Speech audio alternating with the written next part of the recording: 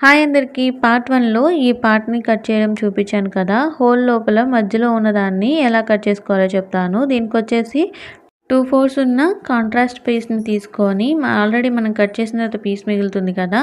దాన్ని దీని మీద ప్లేస్ చేసుకొని ఇలా డ్రా చేసేసుకోండి.